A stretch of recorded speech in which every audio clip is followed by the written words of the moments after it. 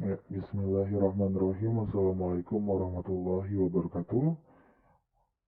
Eh, Apa kabar semuanya? Hari ini kita akan melanjutkan topik pembahasan kita, yaitu terkait dengan sistem pengendalian manajemen. Oke, langsung saja.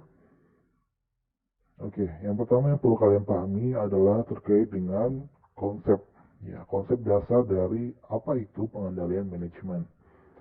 Jadi, yang pertama terkait dengan pengertian dari pengendalian. Itu adalah suatu proses untuk menjamin agar suatu kegiatan itu mengarah ke tujuan yang diinginkan. Nah, itu yang dinamakan pengendalian ya, dari pengertian dari pengendalian. Jadi, kalau untuk pengendalian manajemen artinya proses untuk menjamin agar kegiatan yang dilakukan oleh manajemen itu itu itu mengarah ke tujuan yang diinginkan, yaitu apa, goalsnya perusahaan, baik itu tujuan jangka pendek maupun jangka panjang. Nah, jadi untuk kegiatan, ya, setiap kegiatan yang dilakukan oleh perusahaan itu harus ada proses pengendalian. Agar apa? Agar eh, pencapaian tujuan itu semakin cepat dan sesuai dengan yang diinginkan. Nah, unsur pengendalian sendiri yang perlu kalian pahami ada 4 ya. Yang pertama ada detektor atau sensor, kemudian asesor atau penilai, kemudian efektor atau pengubah, dan jaringan komunikasi, yang dimana 4 unsur ini harus saling berhubungan ya. Itu saling berhubungan, saling terkait ya, dimana tidak boleh ada salah satu dari keempat unsur ini yang hilang dari suatu proses pengendalian. Ya, kita langsung ke contohnya saja. Nah, jadi tadi sudah diingat ya, untuk unsurnya ada 4, detektor atau sensornya untuk melihat atau mendeteksi suatu eh, error ataupun suatu risiko. Kemudian asesor untuk penilai, artinya di sini menilai apakah risiko itu besar atau kecil. Kemudian efektor sebagai pengubah, artinya di sini kita mencari solusi dari resiko tersebut untuk menyelesaikan resiko atau permasalahan tersebut. Kemudian adanya komunikasi atau kerjasama atau koordinasi antara berbagai pihak di perusahaan. Nah, sebagai contoh ini, kalau misalnya di termostat AC, nah, kalau di sini di termostat AC itu yang sebagai detektor ya, ini ada detektor, resistor, efektor. Nah, detektornya adalah termometer. Jadi dengan AC itu dia dengan termometer tadi menilai suhu ruangan ya kan. Biasanya kalau AC itu kan dia ada smart detectionnya. Jadi kalau suhu ruangan misalnya kita setel AC kita 25 derajat Celcius. Nah, kalau dia sudah merasa termometer itu sudah mendeteksi bahwa suhu ruangan sudah mencapai 25 derajat Celcius, maka dia akan menurunkan daya listriknya. Sehingga akan lebih stabil, sehingga itu suhu ruangan akan terjaga sampai dengan 25 derajat Celcius atas sesuai dengan kita inginkan. Nah, itu termometer berfungsi sebagai detektor atau sensor. Kemudian asesor sebagai penilai, ya, dalam AC itu juga ada suatu sistem untuk menilai apakah ini sudah sesuai suhu ruangannya atau tidak. Nah, itu penilainya. Jadi dalam suatu penilaian itu harus ada indikator. Ya kan, indikatornya apa? Nah, misalnya kalau tadi untuk mencapai apa, suhu 25 derajat itu butuh waktu 5 menit. Nah, itu di asesor itu yang akan menentukan apakah itu sudah tercapai atau tidak. Kemudian efektor, ya ini efektor atau pengubah ya kan. Ya, sebagai pengubah itu dia akan melihat ya kan, mengubah. Misalnya belum tercapai nih termometernya menunjukkan angka dia masih 26 derajat, belum 25 derajat. Sehingga asesor unsur penilainya itu belum terpenuhi, sehingga itu akan diteruskan ke efektor. Ya, si efektor ini akan mengubah daya listriknya akan semakin diperbesar, sehingga suhu ruangan itu akan lebih cepat tercapai, seperti itu. Nah, jaringan kabel itu sendiri adalah suatu jaringan komunikasi. Jadi, eh, termometer, asesor, efektor itu tidak akan bisa berjalan dengan baik jika tidak ada jaringan kabel ini. Ya, sama kayak di manajemen. Ya, jadi tidak akan tercapai tujuan perusahaan kalau tidak ada jaringan komunikasi yang baik antara atasan dengan bawahan, seperti itu. Nah, itu dianalogikan ini ya, AC. Atau misalnya di sini ada contoh lagi, misalnya suhu badan. Ya, itu ada syaraf sensoris sebagai sensornya, kemudian hipotalamus itu sebagai penilai. Ya, hipotalamus nanti dicari sendiri ya itu apa hipotalamus itu, yang penting itu adalah suatu penilai di dalam otak ya. Kemudian organ dan otot itu adalah sebagai efektor dan sebagai komunikatornya, jaringan komunikasi otot itu. Nah, jadi misalnya suhu badan kita nih, misalnya kita uh, lagi hiking ya kan, misalnya di gunung, di atas gunung, terus kita syaraf sensoris kita itu pasti akan mendeteksi apakah kita dalam kondisi yang hangat atau kedinginan, seperti itu. Misalnya kita kedinginan deh, kedinginan, akhirnya hipotalamus otak kita, di dalam otak kita itu hipotalamus kita itu menilai bahwa kita sedang kedinginan. Nah, terbukti dari saraf sensoris kita, misalnya badan kita bergetar, tangan kita tangan kita kaku dan seterusnya. Nah, sehingga hipotalamus akan menilai bahwa kita sedang kedinginan. Kemudian dia akan menuliskan ke organ-organ kita, organ-organ kita untuk memproduksi organ, misalnya ke jantung. Dia akan memerintahkan jantung untuk memompa darah lebih banyak lagi, ya. Lebih banyak lagi sehingga kita menjadi lebih hangat. Kemudian otot, dia jantung juga akan memompa darah ke otot sehingga otot kita memanfaatkan lemak tubuh kita untuk bisa menghangatkan diri, seperti itu. Atau menggerakkan badan kita dengan cara menggosok-gosokkan tangan dan seterusnya untuk bisa lebih menghangatkan diri sesuai dengan tujuan kita untuk tetap stabil suhu kita, seperti itu. Nah, itu contoh pengendalian dalam diri manusia.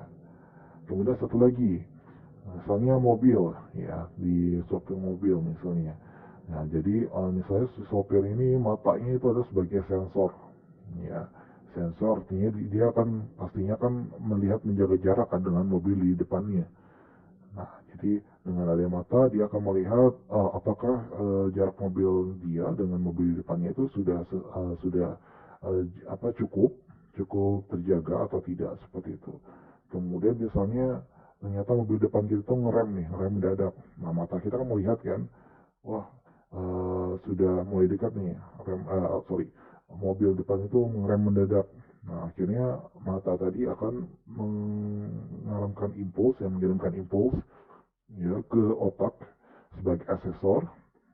Nah, otak akan memerintahkan kaki untuk menginjak rem juga. Ya, sehingga akan ngerem. Nah, dari situ itu dibutuhkan jaringan komunikasi atau di dalam itu syaraf ya. Syaraf-syaraf dari indera, yaitu mata, ke otak, kemudian ke anggota badan yang kira-kira mau digerakkan, seperti itu. Nah, itu juga perlu komunikasi. Nah, jadi keempat unsur ini merupakan unsur yang saling berkaitan, yang dimana itu merupakan unsur-unsur yang membantu dalam suatu pengendalian manajemen agar tadi dia menjaga agar kegiatan yang dilakukan itu berjalan dan mencapai tujuan yang diinginkan, seperti itu.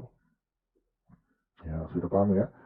Ya, jadi itu contoh-contoh terkait dengan bagaimana empat unsur ini tadi, ya ada empat ini, itu berpengaruh dalam suatu kehidupan sehari-hari lah, lebih gampangnya seperti itu.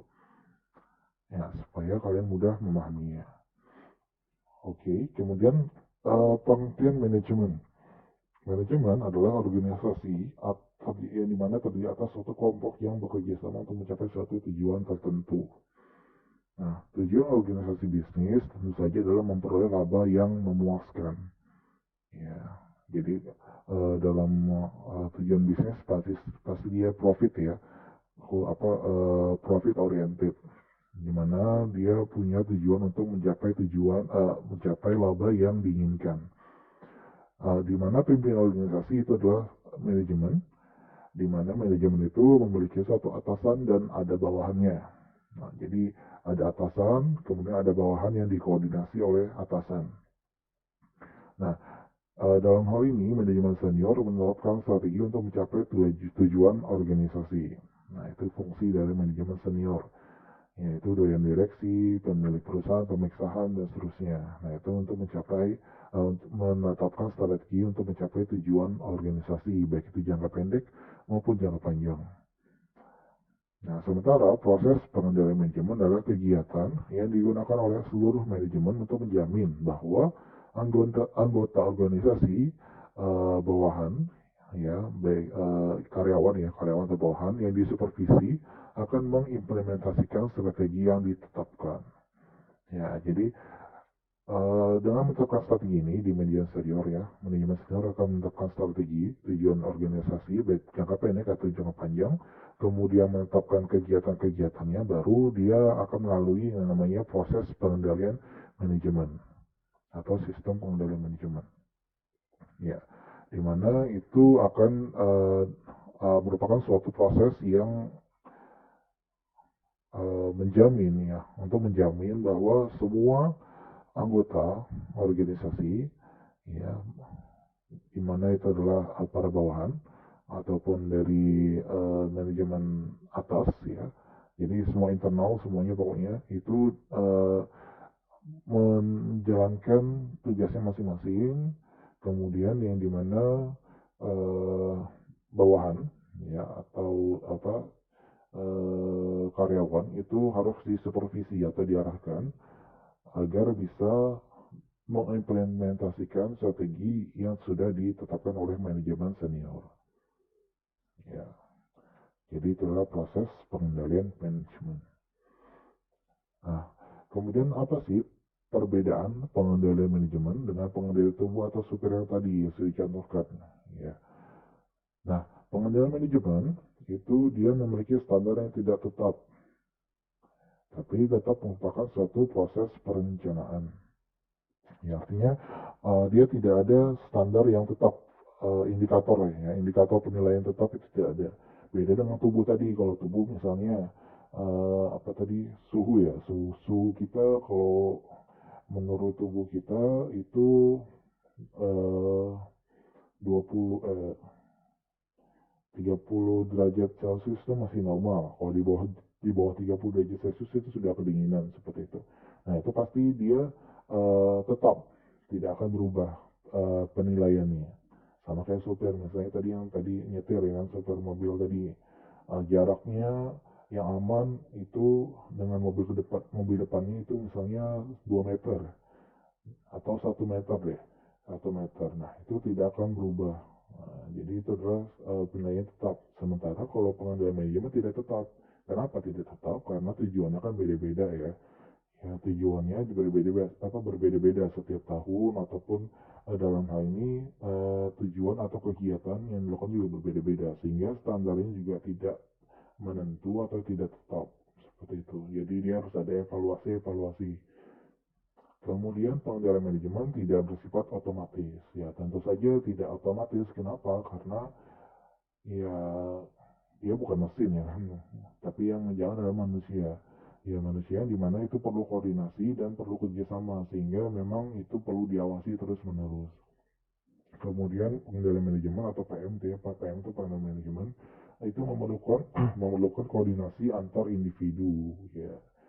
Jadi yang namanya individu kan, namanya karyawan itu kan orang-orangnya beda-beda ya sifat-sifatnya. Nah, maka dari itu manajemen senior harus bisa mendapatkan suatu cara agar koordinasi antar karyawan ini berjalan dengan baik. Karena apa? Karena kalau tidak ada koordinasi antara karyawan atau antara karyawan dengan atasan, maka tidak akan tercapai suatu tujuan organisasi atau tujuan perusahaan. Kemudian hubungan antara tindakan yang diamati dengan perilaku yang diperlakukan mungkin tidak jelas.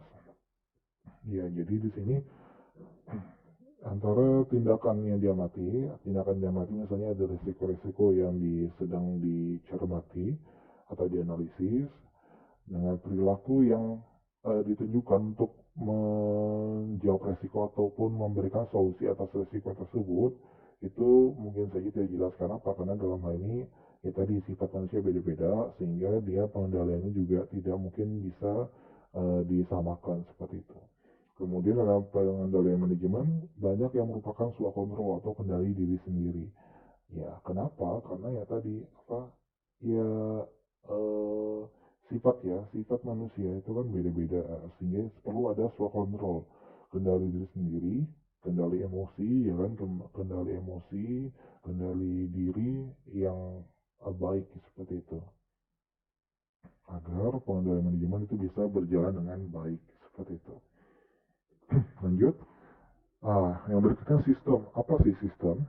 Sistem adalah suatu cara yang ditetapkan sebelumnya untuk menjalankan suatu aktivitas atau seperangkat aktivitas, ya, atau rangkaian aktivitas yang biasanya dilakukan secara berulang kali.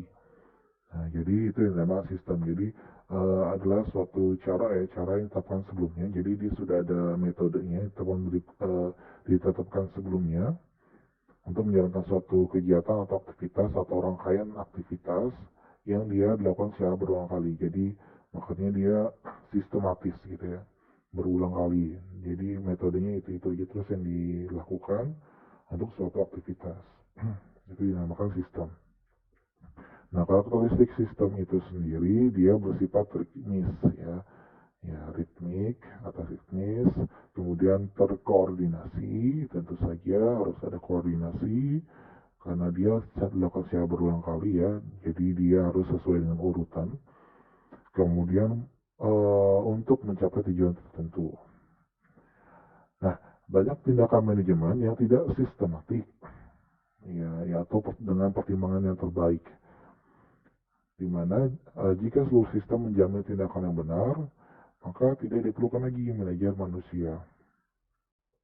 Ya, kenapa dalam hal ini masih diperlukan manajer manusia, atau dalam hal ini masih diperlukan human resource atau sumber daya manusia dalam dalam melakukan suatu kegiatan manajemen, ya.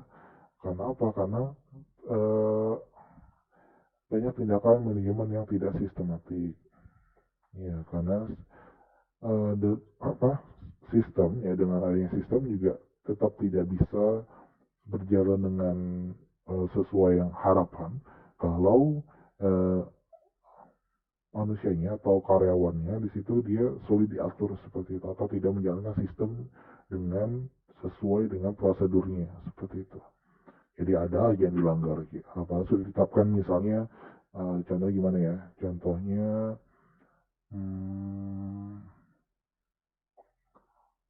kalau misalnya jam kerja misalnya, jam kerja kan sistem menentukan jam kerja jam 8, kemudian pulangnya jam 5 misalnya.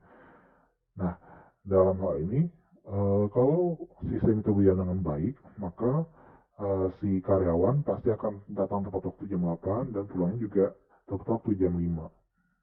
Nah, sementara yang sekarang terjadi kan kebanyakan karyawan itu dia tidak datang tepat waktu, ya, tidak datang tepat waktu, dan juga biasanya dia pulangnya lebih cepat daripada yang seharusnya seperti itu, atau dia dilambat-lambatkan untuk bisa mendapatkan upah lembur. Jadi misalnya jam 5 tapi dia lambat-lambatkan kerjaannya sehingga dia bisa pulang jam 6, sementara dia kan harusnya pulang jam 5, sehingga menurut sistem itu sudah harus mendapatkan upah lembur. Nah, itu padahal kan tidak baik ya, karena dia kerjaannya benar-benar tidak bisa diselesaikan tepat waktu seperti itu. Nah, maka dari itu perlu ada manajer manusia di sini. Artinya di sini harus ada supervisi dari atasan, ya, bukan dari sistem atau dari komputer ataupun yang lainnya, untuk bisa mengendalikan tadi perilaku-perilaku yang seperti itu. Yang berikutnya, batas pengendalian manajemen. Ada 3 aktivitas yang memerlukan perencanaan dan pengendalian. Yang pertama, strategi formulation, ya, perumusan strategi. Jadi dalam perumusan strategi harus ada perencanaan dan juga pengendalian. Kemudian management control. Jadi pengendalian manajemen juga perlu adanya perencanaan dan suatu pengendalian. Kemudian task control, ya task control itu berarti pengendalian tugas, itu juga harus ada perencanaannya dan juga kendalinya seperti itu. Jadi pengendalian manajemen adalah suatu proses yang digunakan untuk suatu proses yang digunakan untuk mempengaruhi para anggota organisasi agar menerapkan strategi organisasi. Ya, jadi pengendalian manajemen ini karakteristiknya pertama adalah aktivitas pengendalian manajemen. Ya, jadi adalah suatu aktivitas.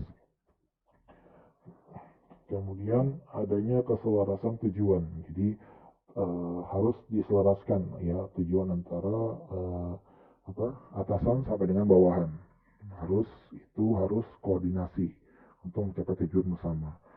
Kemudian sebagai salah satu alat implementasi strategi selain struktur organisasi, manajemen SDM dan budaya bisnis, budaya organisasi.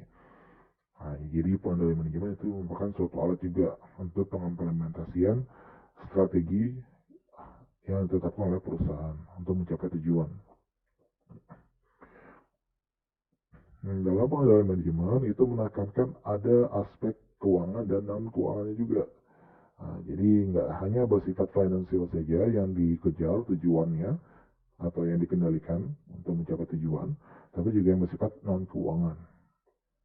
Seperti tadi ya saya contohkan, misalnya untuk mendisiplinkan karyawan agar tepat waktu masuk dan pulang seperti itu. Kemudian membantu mengembangkan strategi yang baru. Jadi dengan adanya pengendalian manajemen, tentu saja dia akan meminimalisir risiko dan akan bisa digunakan untuk dasar evaluasi ke depannya untuk mengembangkan strategi yang baru. Seperti itu. Oke, ada yang salah deh. Oke, jadi ini adalah proses langkah-langkah dalam suatu perumusan strategi, suatu organisasi. Nah, jadi dalam suatu organisasi itu dia ada 3 langkah. Yang pertama kali itu adalah planning, ya kan, yang seperti yang sudah kalian pahami, itu ada planning, organizing, activating, dan controlling. Nah, jadi perumusan strategi itulah posisi yang paling atas, yang paling awal harus dilakukan oleh organisasi, di mana dalam perumusan strategi itu harus ditetapkan tujuan, goals, strategi atau aktivitas untuk mencapai tujuan tersebut, dan policies atau kebijakan terkait dengan pelaksanaan aktivitas untuk mencapai tujuan tersebut. Nah, setelah kita tentukan itu semua, baru kita menentukan proses pengendalian manajemennya, di mana pengendalian manajemen ini dilakukan implementasi ya dari strategi yang sudah ditetapkan. Kemudian setelah itu saat sudah berlangsung, ya kan, baru kita melakukan pengendalian tugas namanya. Jadi pengendalian tugas ini adalah koordinasi ke bawahan, ke karyawan, ya kan, agar mereka bekerja secara efektif dan efisien. Ya, karena kenapa efisien? Karena kan itu suatu kegiatan perlu pendanaan atau anggaran. Ya, anggaran perusahaan itu terbatas, sehingga jangan sampai suatu aktivitas itu melebihi dari anggaran yang ditetapkan, seperti itu. Jadi harus efisien dan efektif dalam hal waktu pengerjaannya. Jadi dia pasti ada indikator waktu penyelesaiannya. Nah, itu harus dipatuhi juga. Nah, itu merupakan bagian dari pengendalian tugas, seperti itu. Kemudian aktivitas dalam pengendalian manajemen itu apa saja? Yang pertama adalah perencanaan. Dan saya ada perencanaan dulu, ya kan. Jadi perencanaan apa saja aktivitas yang akan dilakukan untuk mencapai tujuan perusahaan. Nah, itu yang pertama. Kemudian koordinasi, mengkoordinasikan, ya kan, membagi tugas-tugasnya. Ya, membagi tugas-tugasnya antara tugas atasan apa saja, tugasnya bawahan apa saja. Nah, itu harus ada koordinasi yang baik antara atasan dengan bawahan. Kemudian komunikasi juga penting. Nah, jadi selain koordinasi, dia harus ada komunikasi. Jika misalnya bawahan mengalami suatu problem, dia harus cepat-cepat mengkomunikasikan ke atasan untuk mendapatkan solusinya. Nah, jadi komunikasi juga sangat penting. Biasanya komunikasi dilakukan pada saat proses actuating atau pelaksanaan kegiatannya ataupun aktivitasnya. Kemudian adanya evaluasi. Nah, setelah biasanya dievaluasi dilakukan pada saat sudah tercapai ataupun di akhir periode tertentu, atau biasanya setiap berapa bulan sekali ditakut waktunya, ya kan, evaluasi. Nah, setelah itu kita ada evaluasi, baru ada pengambilan keputusan. Pengambilan keputusan dibutuhkan untuk bisa melihat apakah perlu ada perbaikan atau tidak terhadap suatu aktivitas. Kemudian proses yang terakhir mempengaruhi orang untuk mengubah perilakunya. Nah, jadi ini yang paling susah ya, nomor 6, untuk mempengaruhi orang untuk mengubah perilakunya. Jadi ini perlu pengalaman yang baik ya, komunikasi yang baik juga, pengalaman komunikasi dan juga pendekatan yang baik dari seorang manajer. Ya, biasa kan tadi, karena yang saya bilang di awal tadi ya, yang namanya ini kan sifat orang beda-beda ya, sehingga kita harus bisa bagaimana caranya manajer itu bisa mempengaruhi ya bawahannya tadi untuk mengubah perilakunya agar lebih baik lagi atau lebih termotivasi lagi untuk mencapai tujuan perusahaan. Nah, problemsnya dalam sistem pengendalian manajemen, ya, dalam pengendalian manajemen itu adalah mendorong agar saat para anggota organisasi mencapai tujuan sendiri, dan pada saat yang sama mereka otomatis akan membantu pencapaian tujuan organisasi atau yang disebut dengan goal congruence. Ya, jadi di sini problem dari pengendalian manajemen itu sendiri adalah bagaimana caranya si manajer ini mau supervisi dan juga mendorong dalam hal ini mempengaruhi agar para anggota organisasi atau bawahannya itu selain mencapai tujuan sendiri, dia juga bisa membantu pencapaian tujuan organisasi. Maksudnya gimana? Maksudnya kan yang namanya karyawan kan tujuannya pasti untuk mendapatkan uang, ya kan, mendapatkan penghasilan dari gajinya seperti itu. Nah, atau juga dia bisa mendapatkan bonus. Nah, bagaimana caranya manajer ini bisa mensinkronkan tujuan masing-masing karyawan tadi, misalnya mendapatkan bonus ataupun penghasilan yang tinggi, untuk bisa mencapai tujuan organisasi. Ya, salah satu caranya tadi, misalnya memotivasi karyawan dengan misalnya reward. Ya, misalnya karyawan dia bisa bekerja atau menyelesaikan pekerjaannya lebih cepat daripada target, itu akan mendapatkan reward sekian misalnya. Nah, itu yang pastinya dengan adanya reward tadi, dia akan karyawan akan termotivasi ya kan, untuk mendapatkan bonus tadi, reward, dan secara langsung karena si karyawan menyelesaikan pekerjaan dengan cepat, dengan baik ya kan, maka tujuan organisasi juga akan semakin cepat tercapai seperti itu. Jadi perusahaan juga terbantu dengan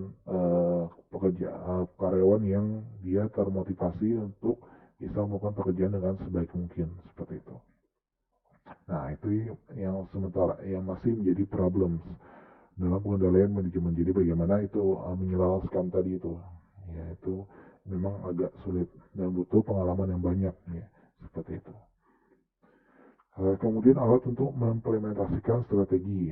Nah, dalam pengendalian manajemen itu memfokuskan pada pelaksanaan strateginya, di mana pengendalian manajemen sebagai salah satu alat manajer yang dipakai untuk mengimplementasikan suatu strategi. Kemudian selain pengendalian manajemen juga ada struktur organisasi untuk pengimplementasian strategi. Jadi alat untuk mengimplementasikan strategi selain pengendalian manajemen, dia juga bisa menggunakan struktur, ya, di mana di dalam struktur itu harus ditetapkan mana atasan, mana bawahan, mana yang koordinasi langsung, mana koordinasi berlangsung, dan seterusnya. Selain itu juga bisa menggunakan dalam pengimplementasian strategi menggunakan HRM, Human Resources Management. Gimana pengendalian sumber daya manusia, dimulai dari pemilihan ya kan, proses recruitment ya, proses pemilihan karyawan, kemudian proses pelatihan bagaimana mengembangkan SDM karyawan, kemudian pengembangan juga, evaluasi bagaimana mengevaluasi kinerja karyawan, kemudian ada proses promosi atau kenaikan pangkat atau proses demosi atau penurunan pangkat jika dia tidak sesuai dengan target, dan proses pemecatan. Nah, itu semua ada di Human Resources Management. Nah, ini juga merupakan alat untuk mengimplementasikan suatu strategi. Kemudian kultur atau budaya. Ya, budaya kerja, etos kerja. Nah, itu ada unsur keyakinan, sikap, norma, dan norma yang menjadi pedoman. Nah, jadi keyakinan itu harus ditanamkan keyakinan bahwasanya dia bekerja itu misalnya sebagai ibadah, misalnya keyakinan itu dia bekerja sebagai ibadah, sehingga itu akan semakin memotivasi karyawan untuk bisa meningkatkan kinerjanya. Kemudian sikap bagaimana mensikapi bersikap di dalam kantor ataupun di luar kantor. Kemudian norma-norma juga harus dipegang teguh, bagaimana sosialisasi dan juga norma adat yang harus dipatuhi agar tidak keluar dari norma-norma yang ada seperti itu. Nah, itu semua merupakan alat untuk mengimplementasikan suatu strategi. Nah, jadi tergantung ya, manajemen itu bisa menerapkan semuanya atau memiliki beberapa dari keempat strategi atau alat tersebut. Nah, penekanan aspek keuangan dan non keuangan. Nah, maksudnya di sini dimensi keuangan. Dalam dimensi keuangan itu biasanya diukur adalah laba bersih. Jadi laba bersih merupakan suatu tolak ukur atau indikator keberhasilan di dalam dimensi keuangan. Jadi manajemen itu dikatakan berhasil kalau laba bersihnya sesuai dengan target. Nah, itu aspek keuangan. Kemudian imbalan ekuitas atau imbalan modal. Nah, itu juga merupakan satu bentuk aspek keuangan. Bagaimana adanya feedback dari suatu kebermanfaat ya, biasanya ekuitas itu modal ya kan, pemanfaatan modal, misalnya dia membeli suatu aset, bagaimana aset tersebut bisa membantu kegiatan operasional perusahaan. Nah, itu merupakan aspek keuangan juga. Kemudian imbalan investasi, jadi itu dengan ada investasi bagaimana feedback ataupun return yang dihasilkan dari investasi tersebut. Nah, itu adalah aspek keuangan.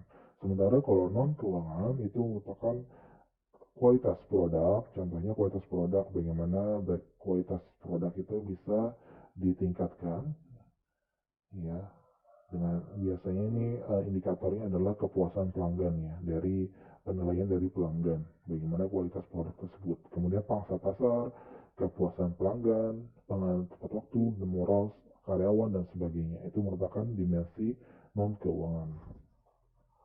Artinya tidak bisa tidak bisa diukur dengan angka-angka seperti itu. Tidak tolak ukur yang tetap seperti itu. Nah, kemudian ada balance scorecard namanya. Balance scorecard itu menjatuhkan antara dimensi keuangan dengan dimensi non keuangan. Nanti kita akan bahas topik selanjutnya ya, balance scorecard.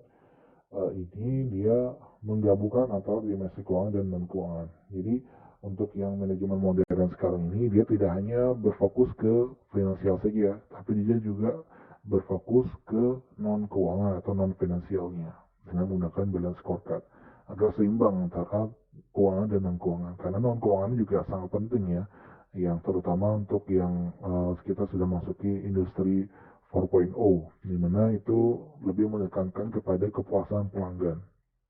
Artinya, kalau pelanggan tidak puas, maka dimensi keuangan pun tidak akan terpenuhi karena tidak ada pelanggan, laba bersih turun, imbalan turun, ya kan, investasi juga berkurang seterusnya.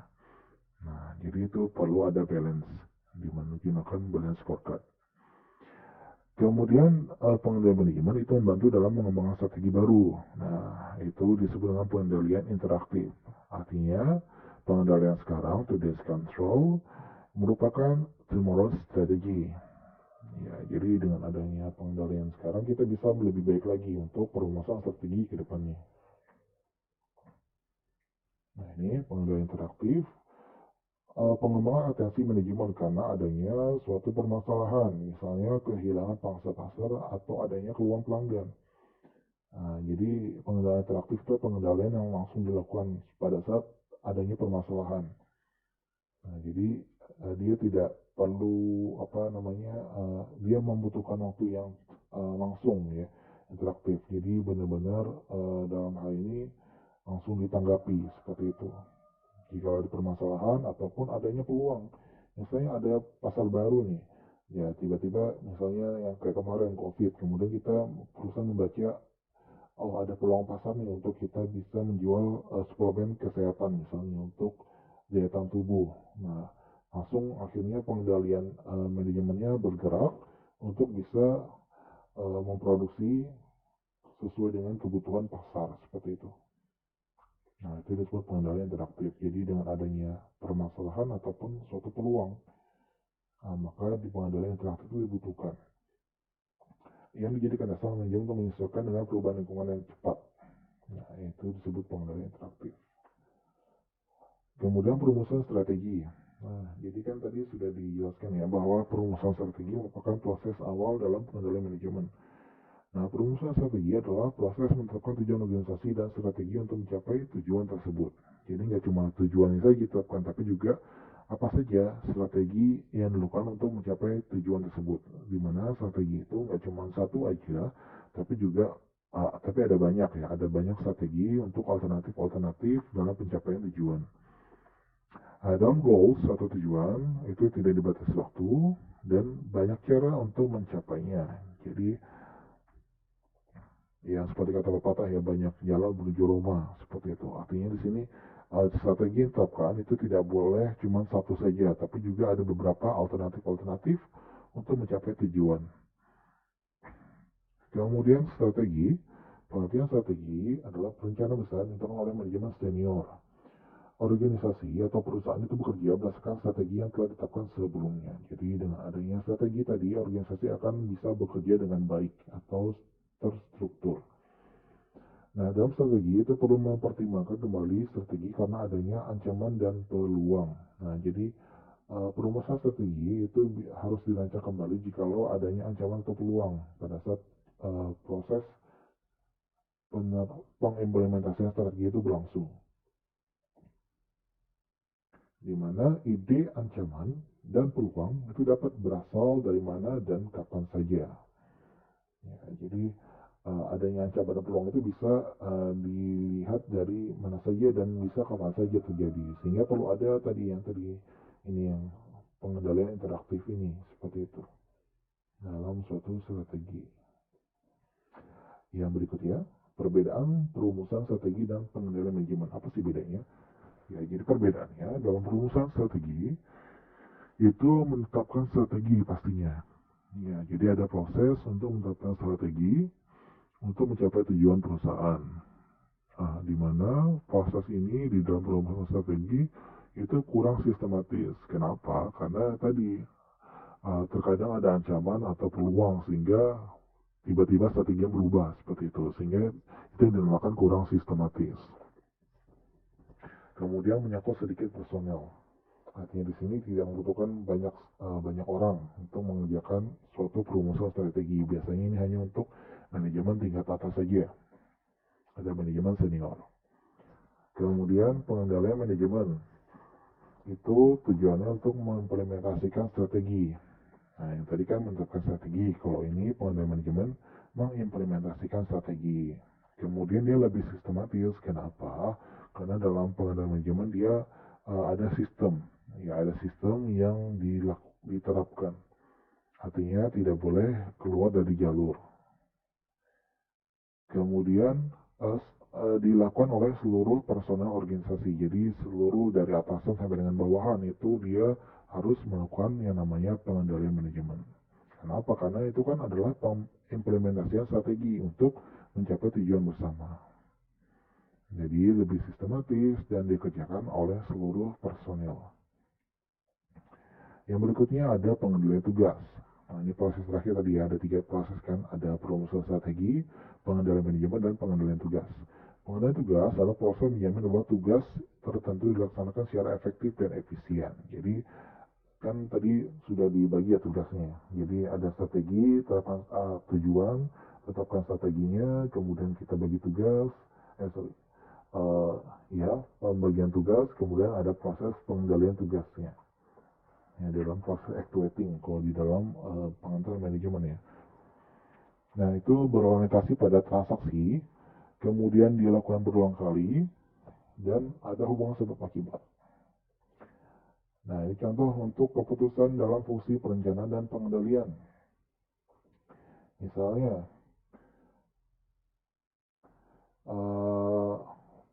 dalam perumahan strategi, kita ada membuat strategi untuk mengakuisisi bisnis yang tidak terkait. Nah, itu salah satu bentuk kegiatannya dalam perumusan strategi. Misalnya kita punya bisnis jual makanan minuman. Kemudian kita melihat ada peluang nih di bisnis suplemen tadi yang saya bilang. Suplemen di era Covid nih kan ada peluang untuk pasar itu membutuhkan suplemen. Nah, sehingga kita akuisisi bisnis yang tidak terkait, yang obat-obatan kan tidak terkait dengan kegiatan kita utama. Karena kita utamanya kita memproduksi makanan dan minuman. Nah, jadi akuisisi bisnis yang tidak terkait itu merupakan salah satu bentuk dalam suatu perumusan strategi. Ya, jadi strateginya adalah akuisisi bisnis tidak terkait. Tujuannya apa? Tujuannya tentu saja untuk mendapatkan keuntungan. Ya, dan memanfaatkan peluang yang ada seperti itu. Kemudian proses pengendalian manajemen contohnya itu misalnya kita dalam hal mengenalkan produk baru atau merek baru kepada customer kita. Nah, itu dia harus ada pengendalian manajemen. Ya, jadi mengenalkan produk baru kan pasti harus ada iklan, kemudian kita harus juga memahamkan ke bawahan kita, ya, misal sales-salesnya, ya. Jadi atasan, manajemen atau supervisor itu memperkenalkan produknya ke sales-salesnya dulu. Jadi si sales-sales ini belajar dulu bagaimana dia apa produknya, kemudian fungsinya apa, kemudian keunggulannya apa dan seterusnya, baru dia akan memperkenalkan ke customer. Nah, jadi dengan pengenalan produk baru itu perlu ada koordinasi ya kan, koordinasi antara atasan sampai dengan bawahan. Nah, itu adalah proses pengendalian manajemen, salah satu bentuknya, contohnya. Kemudian pengendalian tugas yaitu contohnya adalah koordinasi pesanan yang masuk. Nah, jadi misalnya produk baru tadi sudah mulai dikenal sehingga banyak pesanan yang masuk. Nah, bagaimana pengendalian tugas itu mengatur atau mengkoordinasikan tugas-tugas dari atas sampai dengan bawahan jikalau ada proses pesanan masuk seperti itu. Ya, itu adalah contoh pengendalian tugas. Yang berikutnya, perumusan strateginya dia masuk ke bisnis yang baru misalnya. Nah, jadi dia mengembangkan bisnis yang baru. Nah, pengendalian manajemennya bagaimana? Dengan melakukan perluasan pabrik. Nah, itu merupakan satu pengendalian manajemen. Artinya di sini kalau bisnisnya baru, maka kita perlu mesin yang baru, kemudian pabrik yang lebih luas karena produk kita lebih banyak daripada yang sebelumnya. Nah, itu adalah proses pengendalian manajemennya, perluasan pabrik, kemudian pengendalian tugasnya adalah schedule produksi. Jadi bagaimana mengatur schedule produksi agar tidak terlalu banyak diproduksi atau terlalu sedikit diproduksinya. Jadi sesuai dengan permintaan pasar saja. Jadi bagaimana cara mengatur schedule produksinya. Nah, itu adalah proses pengendalian tugas. Yang berikutnya, misalnya perumusan strateginya menambah penjualan langsung lewat pos. Ya, dengan pengiriman ya kan lewat pos. Nah, dalam pengendalian manajemennya kita harus menetapkan anggaran advertensinya atau anggaran dari iklan, ya, iklan dan juga yang lainnya. Kemudian pengendalian tugas adalah kita harus memesan iklan TV seperti itu. Nah, yang berikutnya ubah rasio utang atau ekuitas.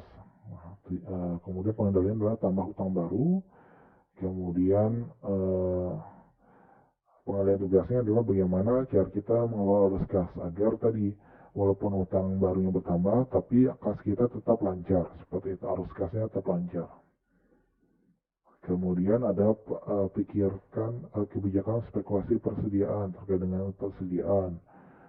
Kemudian pengendalian manajemennya adalah bagaimana menetapkan jumlah persediaan agar tidak terlalu cepat, terlalu banyak atau terlalu sedikit di gudang misalnya. Kemudian proses pengendalian tugasnya bagaimana pesan kembali barangnya itu kapan saja.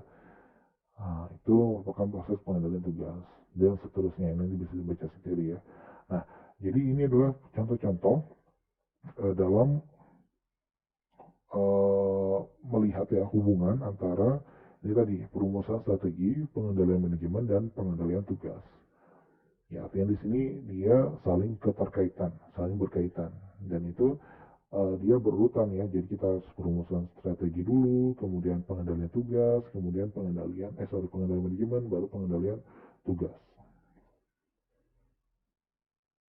Nah, ini perbedaan pengendalian tugas dengan pengendalian manajemen. Sistem pengendalian tugas itu dia lebih ilmiah.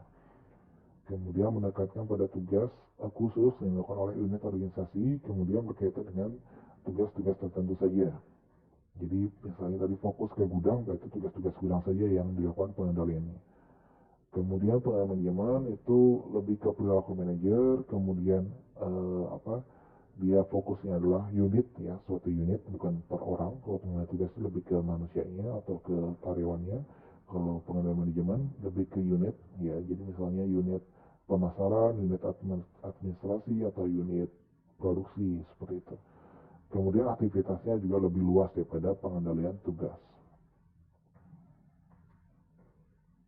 Yang berikutnya internet. Nah, jadi seperti yang sudah kalian mungkin ketahui ya, bahwasanya kita sudah masuk ke industri 4.0. Sementara di Indonesia sendiri sebenarnya masih menuju ke situ. Jadi belum sepenuhnya mengimplementasikan industri 4.0. Nah, oleh karena itu dalam hal ini ada terdapat pengaruh internet ya atas suatu pengendalian manajemen. Di mana dengan adanya internet tadi, proses pengendalian manajemen itu memiliki akses yang cepat seperti itu, akses segera atau akses cepat. Jadi dia tidak perlu ada koordinasi yang ribet seperti itu. Jadi dengan adanya aplikasi, dengan adanya internet, maka itu lebih cepat dikoordinasikan aksesnya. Kemudian komunikasi multi target. Jadi komunikasi sekarang dengan adanya internet seperti pakai Zoom ya ataupun yang lainnya, Zoom meeting atau yang lainnya itu bisa multi target. Jadi nggak cuma komunikasi satu arah dengan telepon aja misalnya. Kalau dulu kan pakai telepon aja, jadi satu orang saja, jadi agak ribet. Nah sekarang bisa multi target. Kemudian komunikasi juga tanpa biaya, ya, biayanya lebih rendah daripada yang sebelumnya. Kemudian ada kemampuan untuk memperlihatkan suatu gambar atau visualisasi. Dengan ada internet, kita pengendalian manajemen itu lebih baik lagi, berjalan dengan lebih baik. Kemudian penggeseran power dan control ke individu. Jadi kekuatan dan kendali itu ke individu, ke masing-masing individu. Kemudian internet tidak dapat mengganti proses dasar yang terkait dengan pengendalian manajemen. Nah, itu kelemahannya. Internet jadi tidak bisa menggantikan proses dasar dari pengendalian manajemen. Karena apa? Karena pengendalian manajemen ini dibutuhkan adalah manusia. Karena manusia dibutuhkan pengalamannya. Ya, jadi dengan adanya pengalaman, maka dia akan melakukan pengendalian manajemen yang lebih baik. Sementara internet tidak bisa melakukan hal tersebut. Nah, implementasi strategi intinya merupakan proses sosial dan tidak dapat diotomatisasi. Nah, jadi implementasi strategi itu adalah suatu proses sosial. Proses sosial adalah proses komunikasi ya, lebih ke arah komunikasi dan koordinasi antara atasan dan bawahan, sehingga itu tidak bisa kita terapkan otomatisasi kecuali digunakan pakai mesin semua nih, nggak ada manusianya. Nah, maka itu baru bisa tuh otomatisasi. Nah, tapi sekarang masih menggunakan tenaga manusia sehingga perlu ada yang koordinasi atau proses sosial. Kemudian desain dan operasionalisasi sistem pengendalian yang optimal memerlukan pertimbangan manusia juga. Nah, jadi dengan adanya industri 4.0, kalian jangan takut ya, uh, uh, bahwasanya katanya pekerja manusia digantikan oleh robot. Enggak semuanya, tidak bisa semuanya dilakukan otomatisasi. Kenapa? Karena perlu ada pertimbangan-pertimbangan dalam suatu pengambilan keputusan. Oleh karena itu, pertimbangan dari manusia ya dengan keahliannya masing-masing itu juga sangat diperlukan, tetap masih bisa tetap masih diperlukan dalam suatu organisasi, terutama dalam sistem pengendalian manajemen yang optimal seperti itu. Oke, sampai di sini saja untuk pertemuan kali ini. Jika ada pertanyaan silahkan komentar di bawah. Kurang lebihnya saya mohon maaf. Wassalamualaikum warahmatullahi wabarakatuh.